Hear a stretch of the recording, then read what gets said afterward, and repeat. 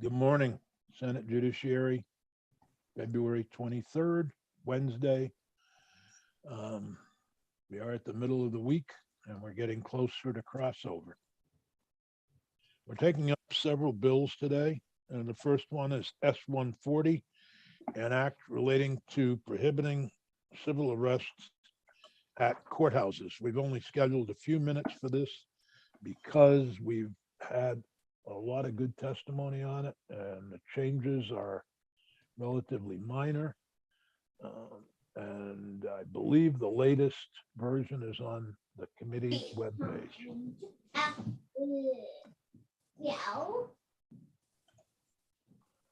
So if Eric want to walk through that. Sure. And Sounds good. I'm looking at the webpage now, and it says draft 1.1 of 140. Is that the correct one? Yes, it should be a 1.1 of the committee strike-all amendment, and you'll with the yellow highlighting.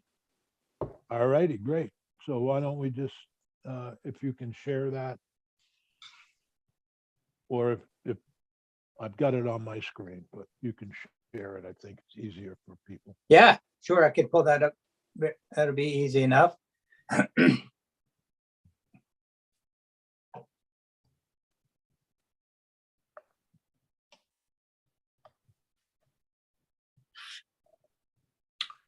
So here's the document Senator Sears was referring to. This is by the way, for the record, Eric Fitzpatrick with the Office of Legislative Counsel here to walk the committee through a proposed strike-all amendment to S-140, an act relating to prohibiting civil arrests at courthouses. Now, the changes between this amendment and the bill as introduced are pretty straightforward, and they are noted in yellow highlighting. So we'll go to those fairly quickly. Just to reiterate, though, the committee, I'm sure, recalls, since it just discussed this yesterday, that the general provision in the bill is that it prohibits civil arrest at courthouses, remember, which means an arrest at a courthouse for purposes of securing someone's appearance for a civil proceeding. That's a crucial point. There's nothing to do with criminal proceedings or criminal arrests or arrests pursuant to criminal warrants, only arrests related to getting someone to appear at a civil proceeding. So that is unchanged, that prohibition you see. Same language you looked at yesterday.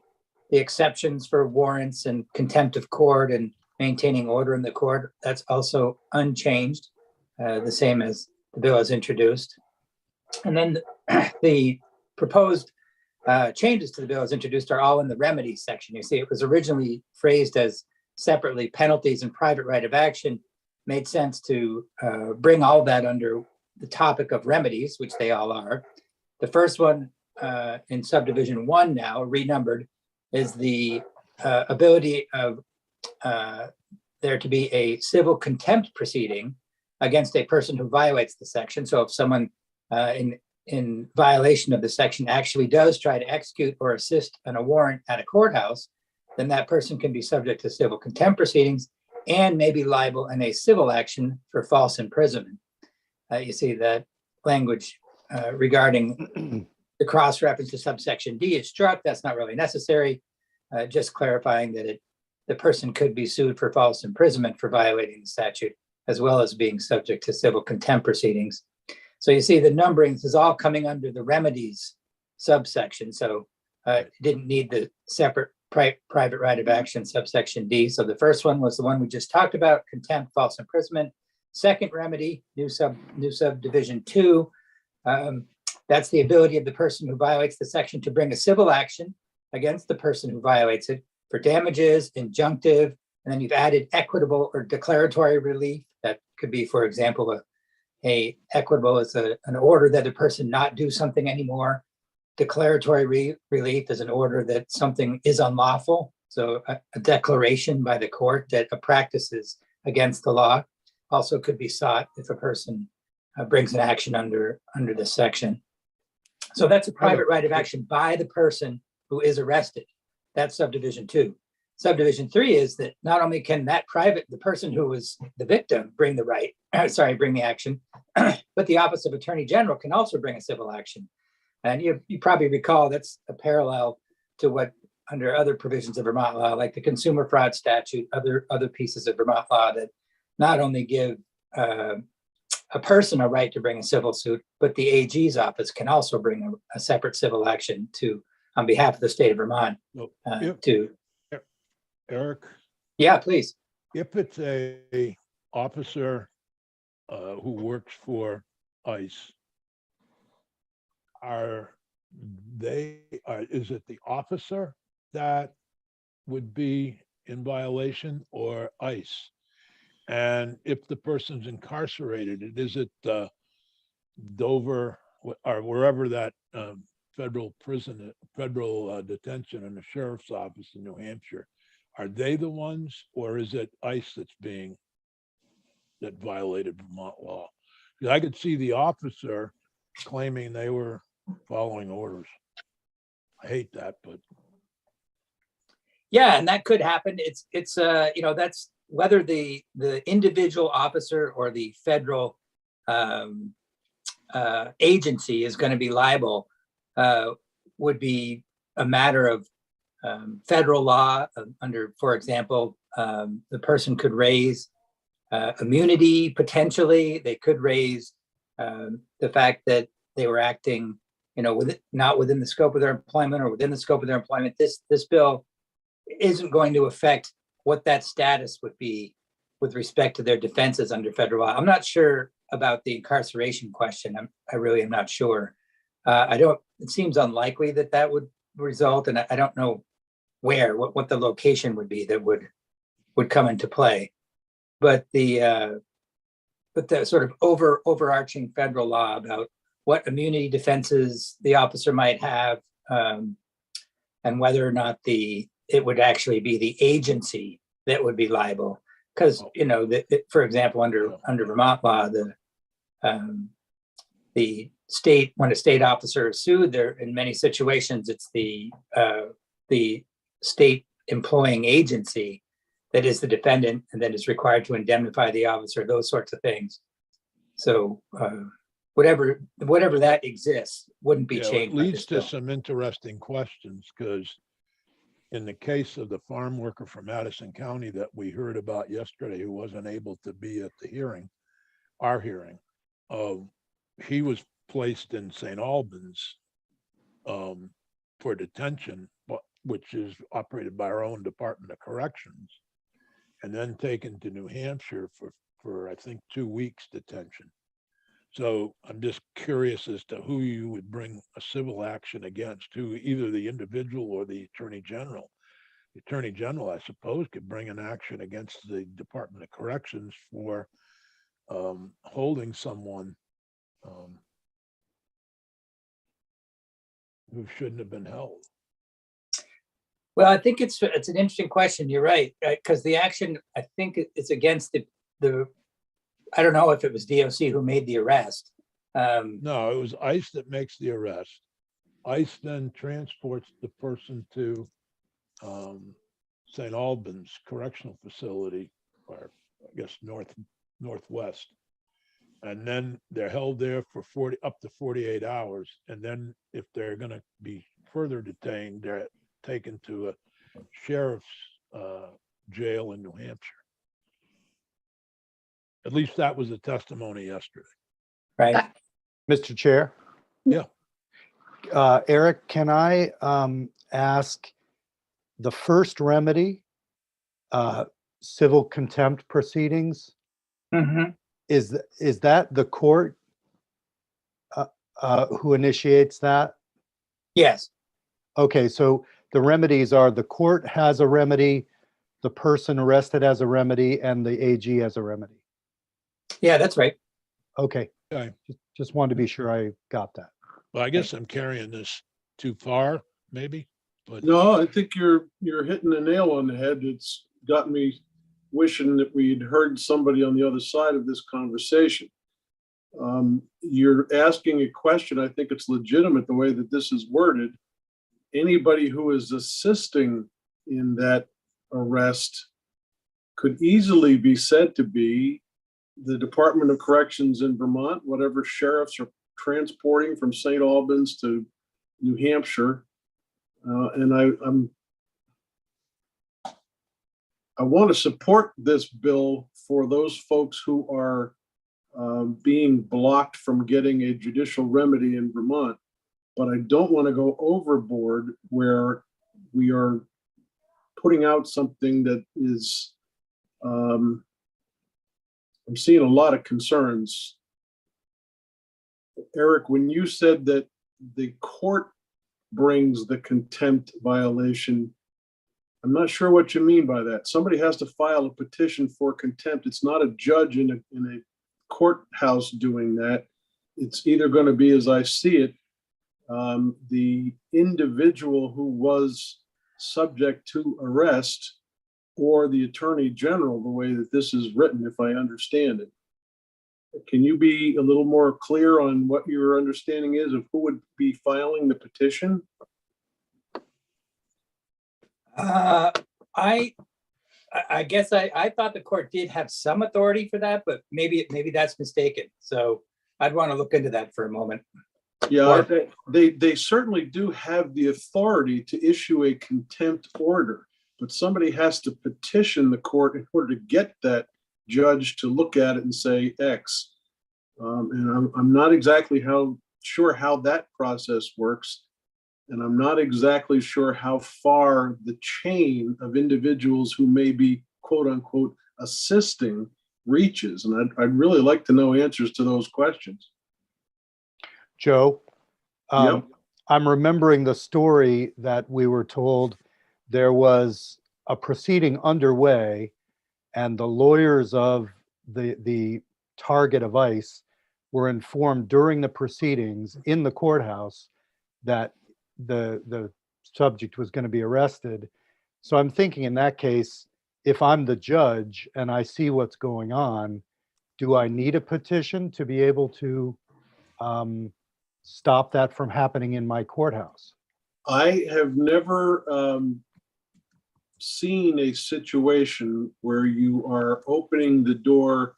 I mean, if there is somebody being hauled out of the courtroom who is a witness, I'm sure the judge has the power to issue a contempt order on that individual right then and there. But I used the example the other day. It is not uncommon at courthouses for people to be lined up on the sidewalk waiting to go through the metal detector. And if there's an ICE individual standing there, I know the intent of this is to intercede and make sure that individual can get into the courthouse.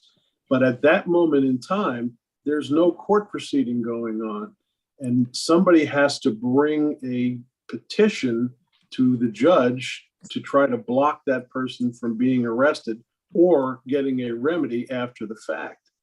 And I'm looking at this thinking there's a whole lot of ifs and maybes here that leave me really uncomfortable the way this is currently drafted. I really wish somebody from the federal government would have been here to give us some kind of a presentation from the other side, and that's very frustrating.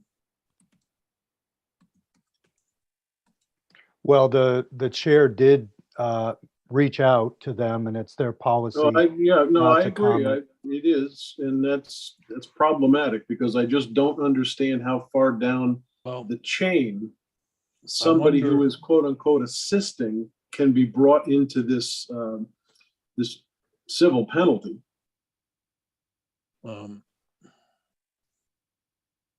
Is there anybody?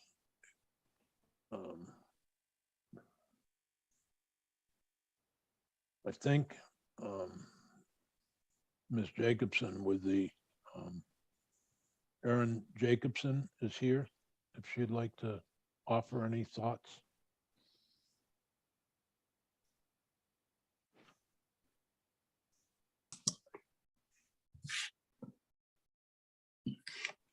I think she may have dropped off.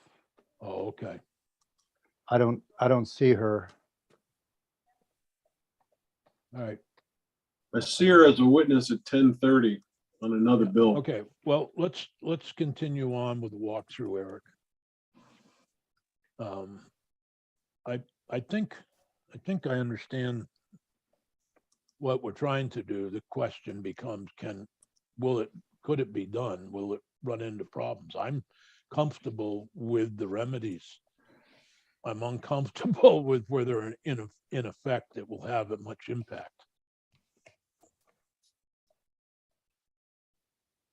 Erin is back. Oh, okay, good. Aaron, do you have any comments on what we were just discussing? If you heard us. We were Hi, discussing, I'm back in. Sorry, that took me a second. we were discussing the civil remedies and whether or not you would be, if the person who's violated, who would they go after? ICE, the department, or would it be the individual officer? Could it be the Vermont Department of Corrections for housing the person? Well, if we're Or talking maybe about, making it simple, who would the Attorney General go after, since the Attorney General has the right to do enforcement? right, so the Attorney General, in the case, the most likely case would be ICE or Department of Homeland Security effectuating an arrest at a Vermont courthouse.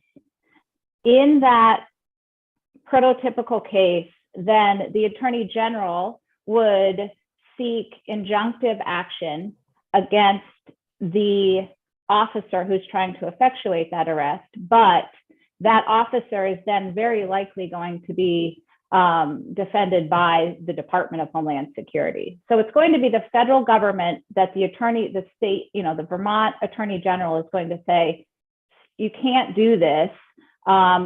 We have a sovereign interest in defending our judiciary, and we have an interest in our statutory authority here.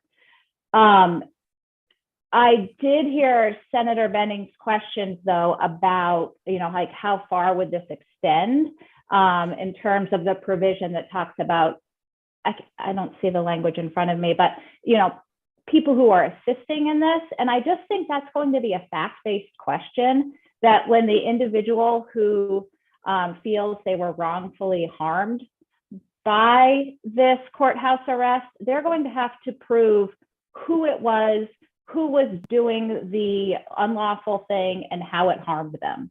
So I really think it's going to be a question that would be taken up by whoever is adjudicating the case. But I understand the concerns. It's just that when you get into the weeds, I really do think it becomes kind of a fact-based issue.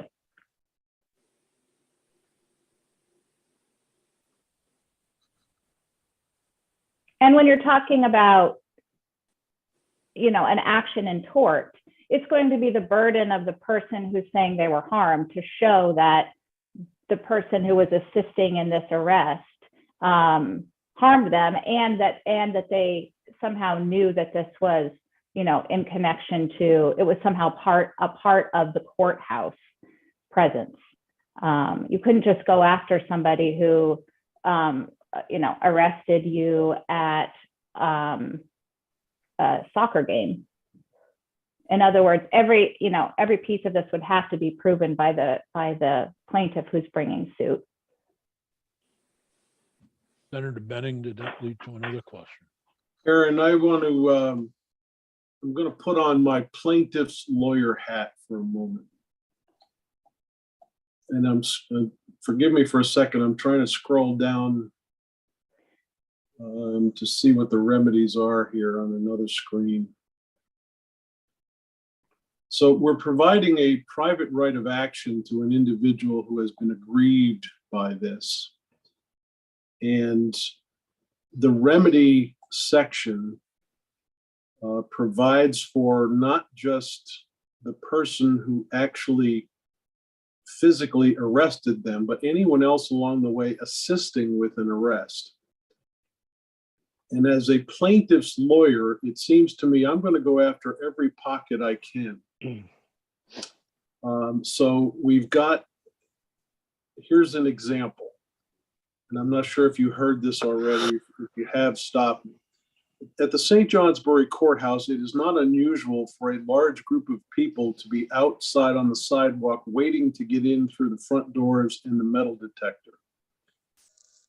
If a ICE agent is standing in the midst of that group and arrests somebody who is on their way into the courthouse, no court proceeding is yet going on where a judge can simply say from the bench, you can't do that. We need this person. The individual gets arrested by ICE. They are then transported either by ICE or a sheriff or whoever to St. Albans facility. From St. Albans, they are then transferred down to New Hampshire for the federal lodging. It seems to me as a plaintiff's attorney, I'm going after everybody in that chain of events that can provide some remedy for my client. And that's where I get uncomfortable with this legislation. I am absolutely in support of enabling people to be in a Vermont courtroom and get their matters heard. I think that's the intent of this legislation. But what I'm worrying about here is the language that says, or assisting with an arrest. And it seems to me everybody along that chain is subject to liability. Am I missing something? I don't think you're missing something, but in that hypothetical, I also don't think that there would be anybody involved except for Department of Homeland Security officials. In Vermont, we don't have cooperative agreements wherein our town sheriff can haul a non-citizen up to St. Albans for ICE detention. And the detention beds that we do have in Vermont are short-term, and those are under ICE contract. Likewise, when the person is then, after 48 hours, taken, far away from Vermont borders to a facility in Dover, that's ICE transport. And then again, in Dover, there is a whole section of that facility that is provided to ICE under contract. So in that scenario, the good luck to the person who tries to sue a state official. This is really about ICE effectuating an arrest at a courthouse. Is there a contract that exists between ICE and the Vermont Department of Corrections that shields the Vermont Department of Corrections from any liability? For instance, if somebody's arrested here, or even if they are injured in some fashion between arrest and eventual arrival at Dover, do you know if there's a contract in existence that provides some kind of protection for the Department of Corrections here in Vermont? That is an excellent question. I do not know the answer to it. I'd be happy to look into it. That could be my homework, and I could get back to you. That's a good question. I don't know. Okay, I'd love to know the answer to that question before I vote on it, frankly.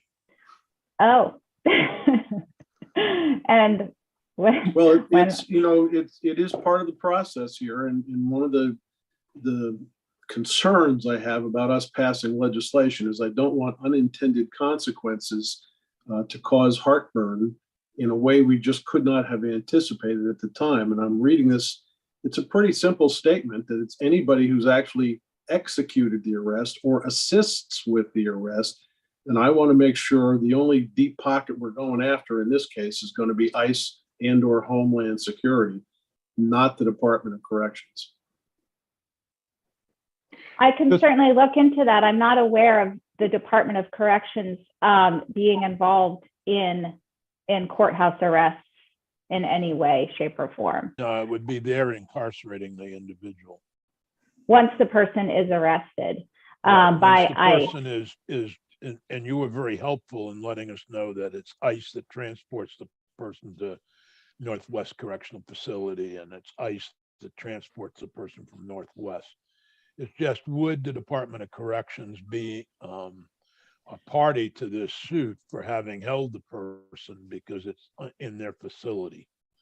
But that's, I believe, the question. Correct, Joe? Yeah, it is. And if in fact our intent is not to have DOC lumped into liability here, we can simply say that in this language, that we have no intention, or there is no intention to have the Vermont Department of Corrections as a defendant under these circumstances. Okay, well, let's do this. Let's ask that we check into this and maybe we can get the information from how the department, but we've been assured that no sheriff in Vermont, no one else is transporting these individuals. It's ICE. It's not under contract with a sheriff to transport. And that's my experience. And also in my experience, I've never known of somebody being transported from a courthouse arrest to Northwest facility. In the cases that I was familiar with, it was people being transferred to the St. Albans federal immigration facility. And so I'm not saying that they're never transferred to Northwest. I'm just saying in my experience, it never even touched on state facilities. And that is that the detention facility operated by the sheriff in Franklin County? In my experience, where people are held short term, it's in it was always in an ICE facility in St. Albans, but I don't know if they have overnight beds there. In the instances I've been familiar with, it's been a number of hours in St. Albans at their ICE facility. Okay. Thank you. Why don't we continue the walkthrough, Eric, and then we can come back to it later this week. Sure, that sounds good. We had pretty much, I think, gotten through most of the changes anyway, as we were sort of discussing this, and this leads into the topics that the committee's been discussing just now, but it's within the category of the remedies. We just went through the Attorney General's ability to bring the civil action and on behalf of the state of Vermont to again, as Attorney Jacobson was just explaining, to get injunctive, equitable, or declaratory relief, I should say, that would have the court be declaring that a certain practice was unlawful and ordering that it not be continued. There's a immunity provision in subdivision 4 that provides that no action can be brought under this section against the judiciary for any actions that they take to maintain order or safety in the courts. Depending on what you hear back about DOC, that it could conceivably, as Senator Benning was saying, add something in here along the lines of number 4. And so this is a specific express provision that the judiciary can't be held liable under this. You could have something similar, no action shall be brought against the Department of Corrections for, or housing or transporting anybody pursuant to an arrest made under this section or something like that. Okay. Eric, are you available Friday morning?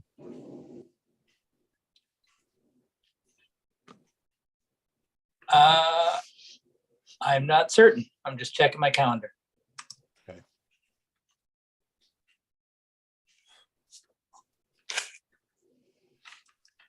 Dick, just a reminder, I will be traveling tomorrow.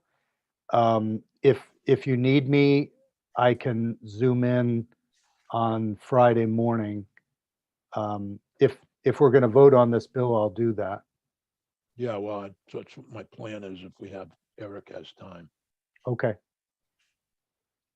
I think it looks like I'm available at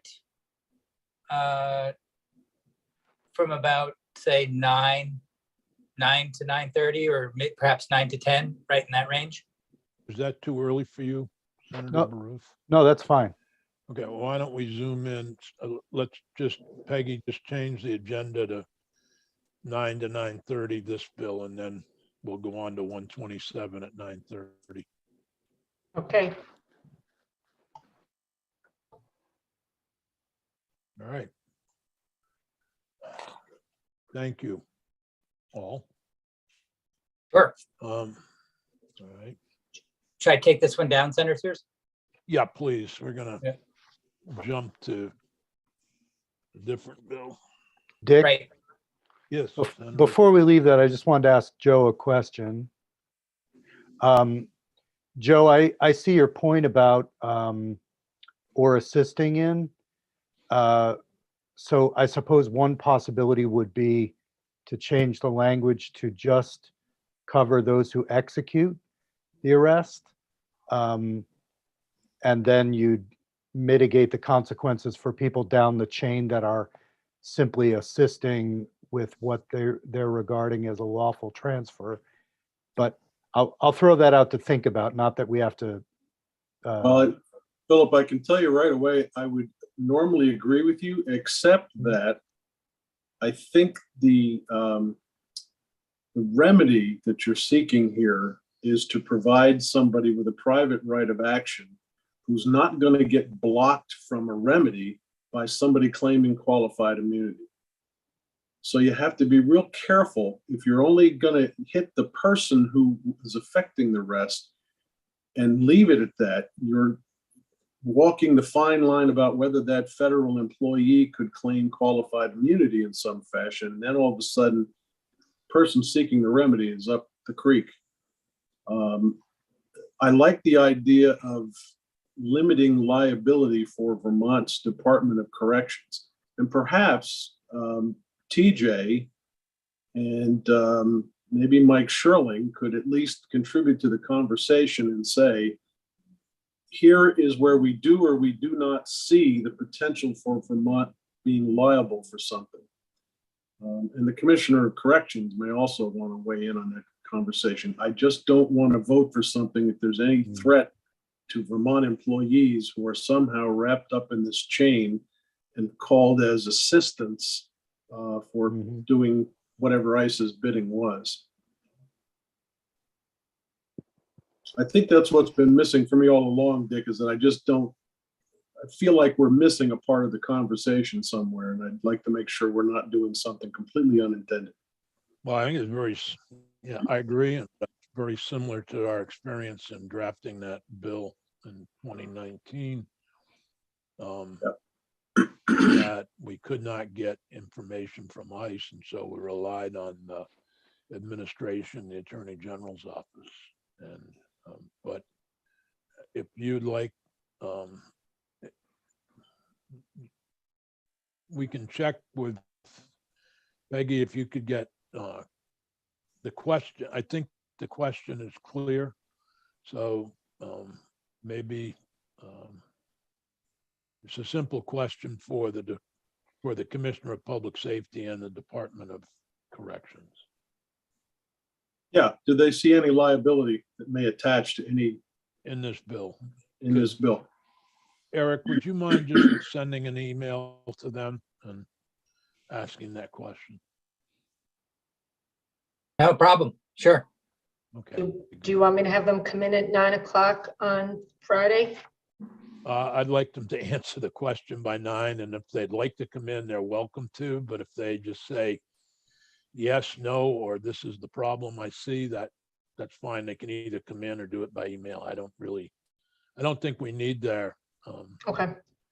Eric, let me know what they say. Thank you. Peggy, can you send me the email addresses for the commissioners? Sure. Thank you. all right, we're gonna move to S-178 and then take a break. And S-178 is an act relating to supermajority verdicts in civil trials. We heard quite a bit of testimony about it a week ago, I think.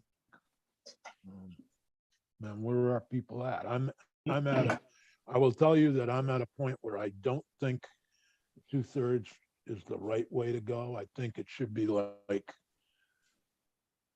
10 or 12, some number. That was what we got from other states have done. The majority of those states, I think they're actually the majority of states in the United States. And then we had the Supreme Court report. I believe that it was the majority of states in the country have non-unanimous civil verdicts, but that they're normally a number and not a 2/3, which is makes it difficult. So where I'll throw in to start the conversation, Senator Baruth. I agree on the first point. I think that 2/3 is too big a jump from where we go now.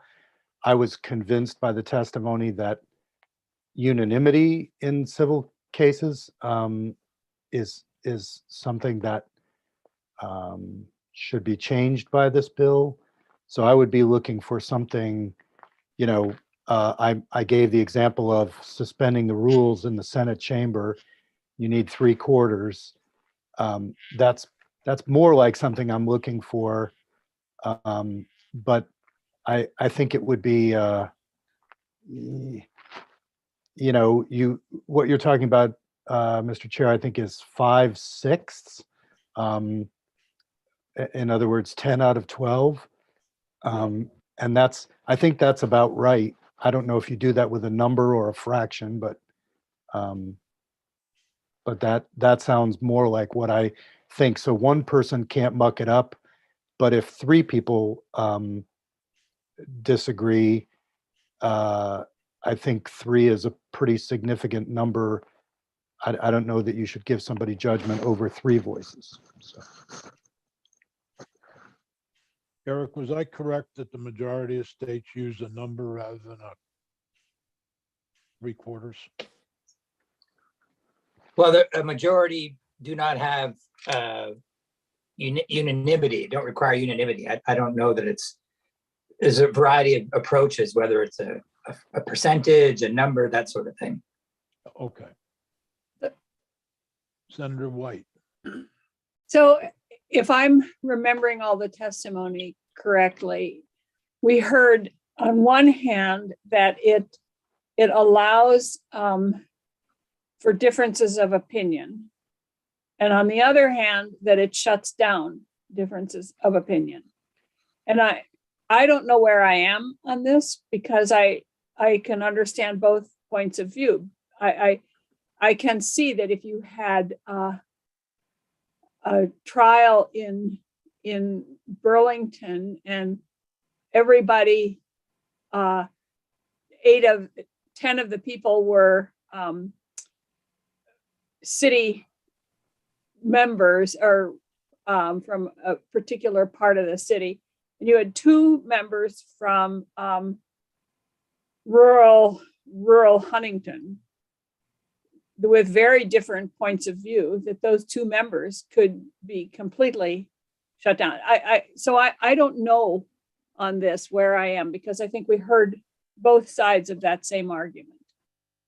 And I would like some committee members to help me out here. Mm-hmm. Well, maybe Well- we'll wait. Oh, Senator Benning, go ahead. Frankly, I have yet to hear testimony that convinces me we need this bill.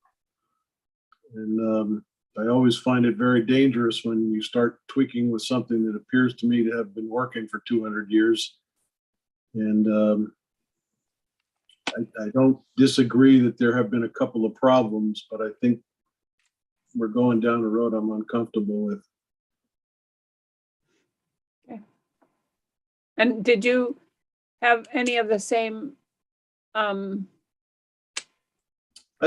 about the 2? Yeah, I was most impressed by the attorney from Downs Racklin, frankly, who gave a very clear rendition of the minority voices being very important in that debate that goes on inside a jury room. I don't know if any of you have ever served on a jury before, but the most important lesson I ever learned in law school during my 3rd year, we had a trial practice course where we conducted a full-scale trial and then were allowed into the jury room to listen to them deliberating. And to this day, that was the most educational experience I had in the legal world to be able to listen to a jury as they debated with each other. And even the people that you would think were the craziest offshoot oddballs brought into that conversation important points that nobody else would have thought about. And it forces a full discussion with all 12 members. So I still come back to thinking you've got to really convince me we have a dire need that needs legislation. And I don't feel like we've gotten there.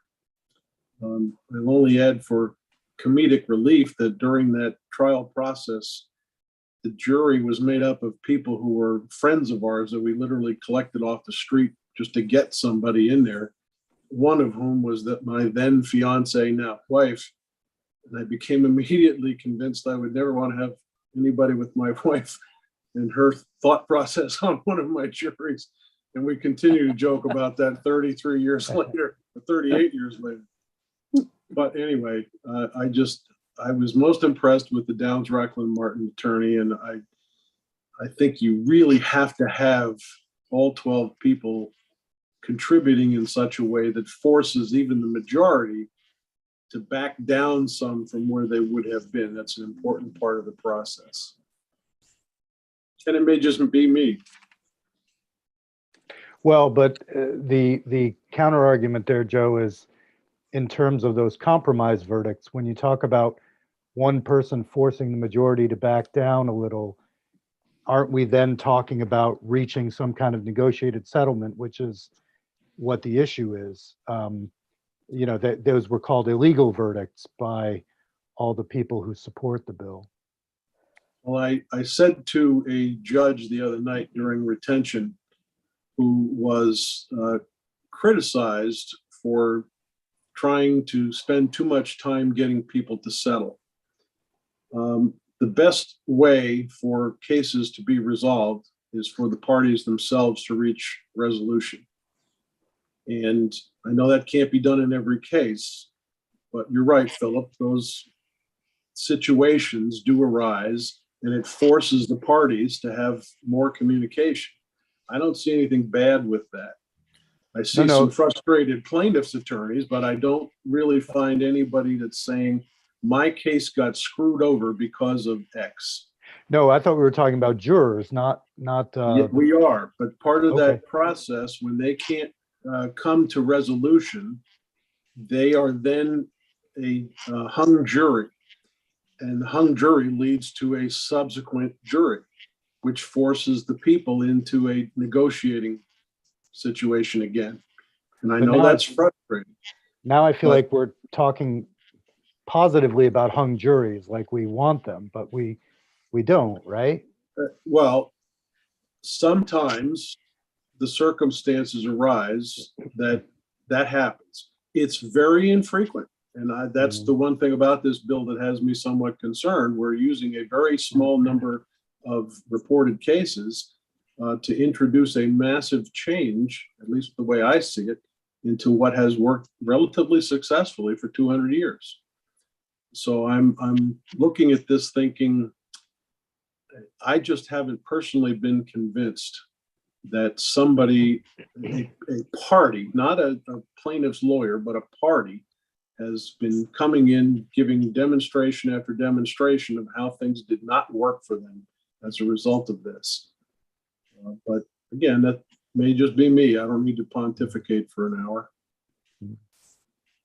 Oh, I'm gonna let Will DeWitt give us a few options, and then I'd like to read from the 2002 jury unanimity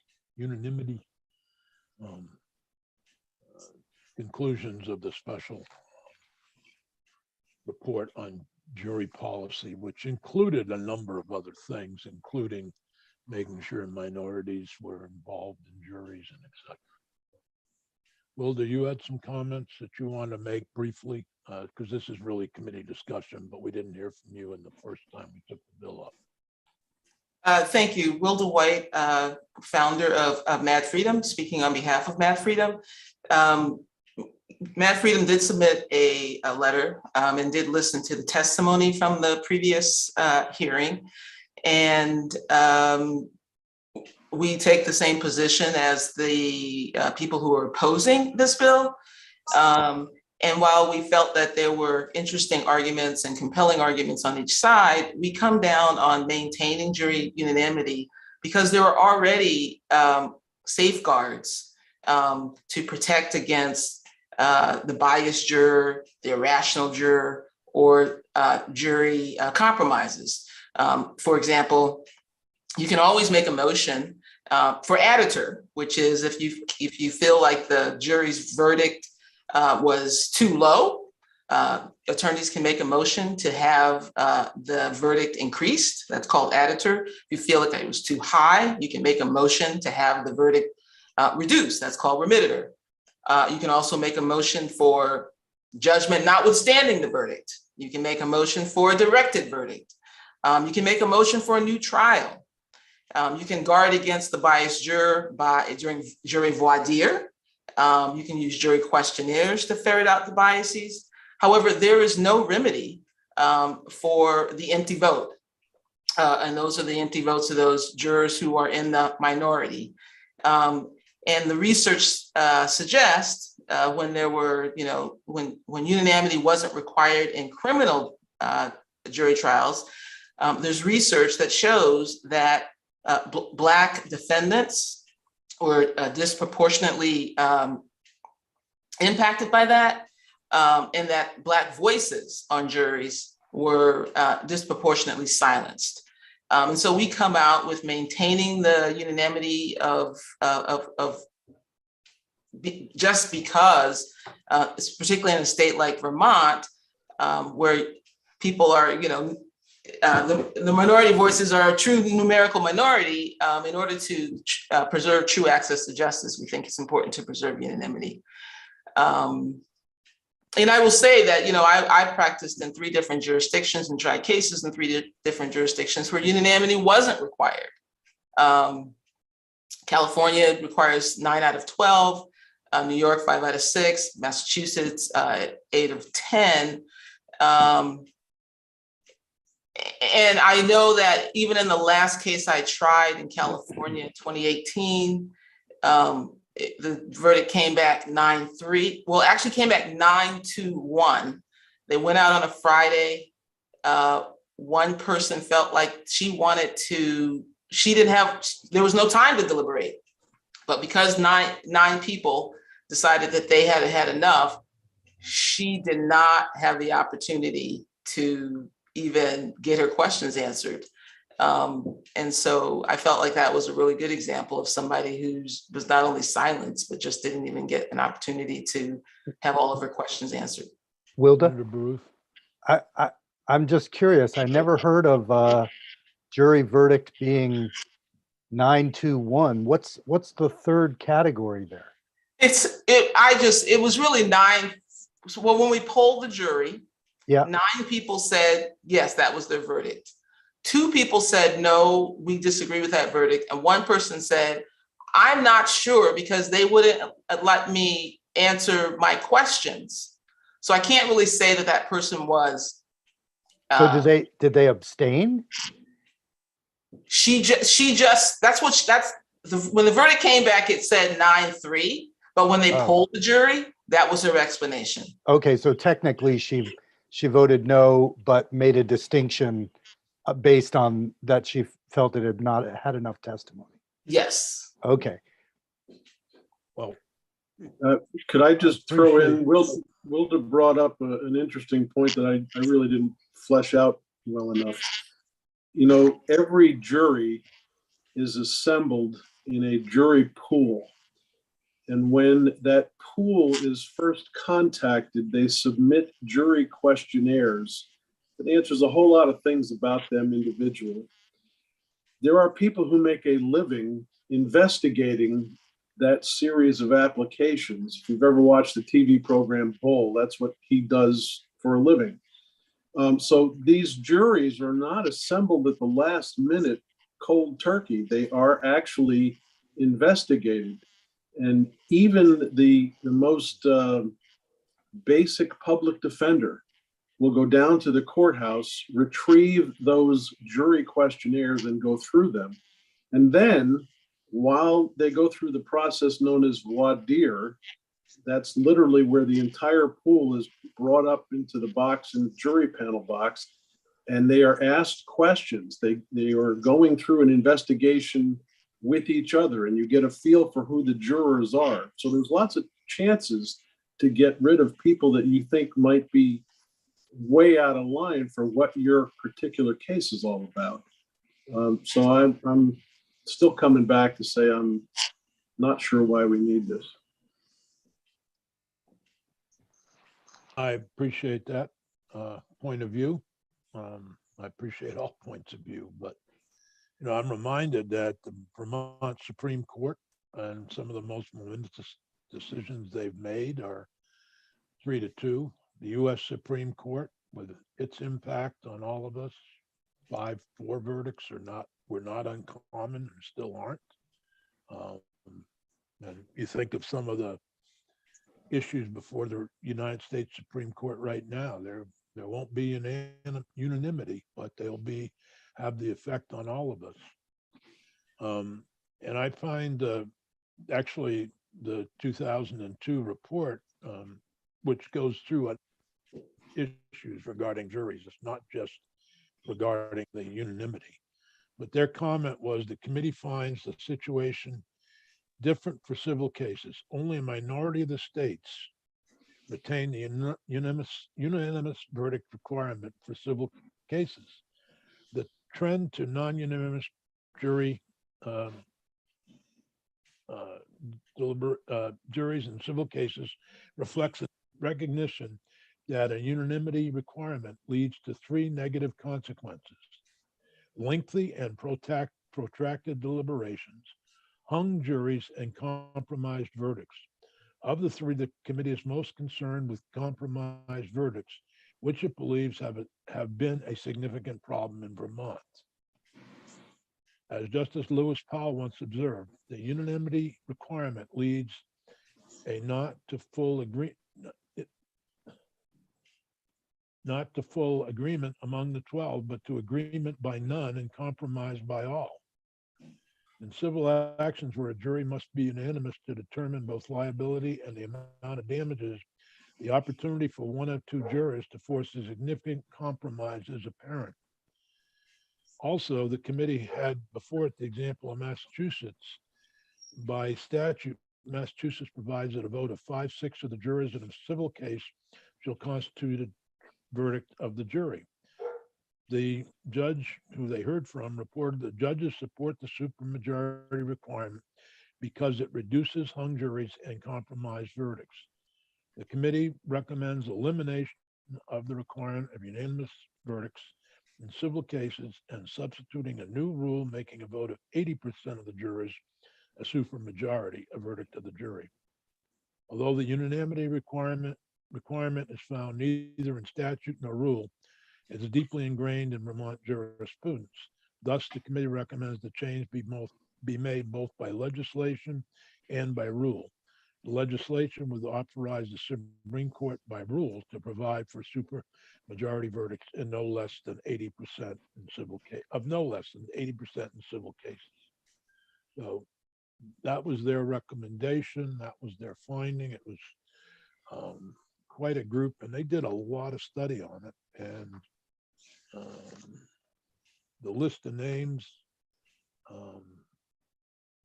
is very large and a lot of people.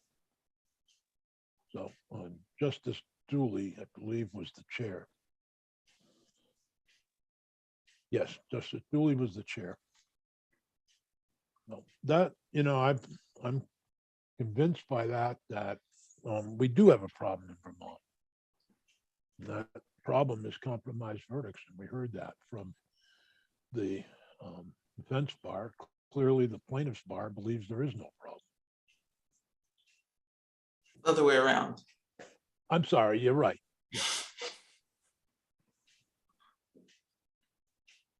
So, can I speak? Yeah, sure. So I have served on a jury in Vermont, and I also was disqualified from serving on a federal jury. I have to admit, when serving on the jury in Vermont, people who were it seemed like fairly fair way of, people in the jury room making a decision. But there were a couple of very outspoken people who really shouted down a couple of people who were questioning. In other words, they were on the opposite side of the person who was the bully, so to speak. He wasn't really a bully, but he was very outspoken. And so those people, after being sort of their arguments being shot down, they shut up and didn't say anything else. And in fact, they had some good things to say when they started out, but then they were kind of bullied. And I mean, in the end, it was a unanimous verdict, but getting there was pretty painful for those people who were afraid to speak again, so to speak. I mean, everybody's around a big table. And anyway, in the end, they found, this was actually a DUI and a subsequent arrest for what would have been a felony, I guess. And anyway, the person was not convicted in the end. But I mean, I think in terms of how the jury worked, seemed like those people who, who would have been, they were sort of without a voice in the end. They just said, oh God, I can't be bothered dealing with this bully. So I don't know. I'm not convinced there's a problem here in Vermont. There aren't a lot of hung juries as far as I know, and from the testimony that we heard. So I don't think we need to do it. Okay. Well, Senator White? Can you remind me again about why, I can't remember, there were so many technical things here that I can't remember what a compromise verdict or is and why a compromise. Don't we do that all the time? I mean, isn't that what we do on our committees and everywhere else? We compromise. And so can you remind me about the testimony about why the compromise verdict, I think that's what it was called, is bad? Yeah, the compromise verdict, I believe the testimony was that it frequently ends up being something less than the person should have received. In terms of compensation or whatever else. And the statement here was that the compromise verdict really satisfies no one. But and it can be held to one, and maybe my memory is Senator Baruth. I was just going to say, and also I think there's the principle that the jury is supposed to be finding the truth according to the law. So then the law becomes open to compromise. So it's not a good analogy, I don't think, to what legislators do, because legislators are making law and juries are supposed to be determining whether people have injured someone according to the law. But can I follow up on that, Senator Sears? Yeah.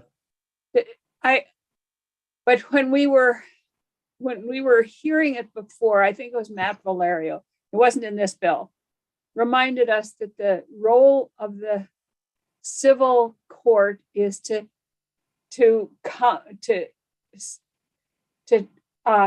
a decision about two private parties that are doing it. And so I'm not sure I understand the compromising the law, because my understanding is that in civil cases, the law isn't as black and white as it is in criminal cases. You either violate the law or you don't. And in civil cases, I might be completely wrong here, but I don't quite understand. Wilda, go ahead. Yeah, perhaps an example will help you explain why civil courts look with disfavor on compromise verdicts. So for example, if you were in a car accident and you're the plaintiff and you incurred $100 in medical expenses, right? And so you go to trial and you you put on your case, and they get into the jury room, and all the jurors say except maybe one, say, yes, the defendant did, cause the accident, and the plaintiff is entitled to her $100 in medical expenses. But there's that one holdout juror that says, well, no, I don't really think so. And so in order to convince that one holdout juror to vote along with the majority, the 11 people agree to cut the verdict to $50. And so that's a compromise verdict, and that's against the law because all the evidence showed that the person's damages were $100. And so that's why people don't like compromise verdicts, because you negotiate a number rather than basing your verdict on the evidence that was presented. Thank you. Thank you. All right. That's a very good explanation. Thank you. Mhm. I only served on a criminal jury and I was the alternate, but I knew the guy was guilty, but the police officer screwed up his testimony and the jury found him not guilty. That has to be one of the most frustrating positions to be in, to be an alternate juror. I feel bad for every one of them. They listened all during that trial to everything, and then they said goodbye before you get to say anything in response. Yeah, That's the one gonna I be- wasn't an alternate on was a DUI, and I have no idea because we had just written the DUI law the year before that. And I have no idea why they would allow me on the jury. And they must have realized they made a mistake because the guy settled just before we went to trial. I mean, it was like we were already in the courtroom, sitting in the jury box, and the judge called us back into the jury room and explained they had settled. So must have realized he made a mistake, or the lawyer did. Senator White. I was just going to say that I've lived here for 45 years. I've never been called to jury. My sister has lived here less and has been on 3 juries. And I have to say that we are in the position of making laws, but laws can be changed again next year. The last thing I would ever want to do is be on a jury that has to decide the fate of a person. Well, The only worst thing I think would be to be a judge and have to make that decision. what we didn't know about the guy I was just talking about, that I thought was guilty, was the judge. Afterwards, the judge came and talked to the jury after the verdict, not guilty, was put in, and I made my comment to the judge, and the judge said, well, what we weren't allowed to tell you was all the number of cases where he's been found guilty and he's on probation for this, and this, and blah, blah, blah. So anyway, why don't we take a break? We'll come back to this after town meeting week and continue our conversation. And we'll get back together at 10. We're scheduled, what, 10:30, Peggy? Yes, 10:30. Okay, so why don't we break until 10:30? We'll take up S-163.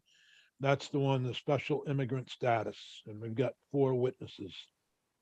And then if we can vote on it, that'd be great. If not, but we also got to revote 3 Superior Court judges.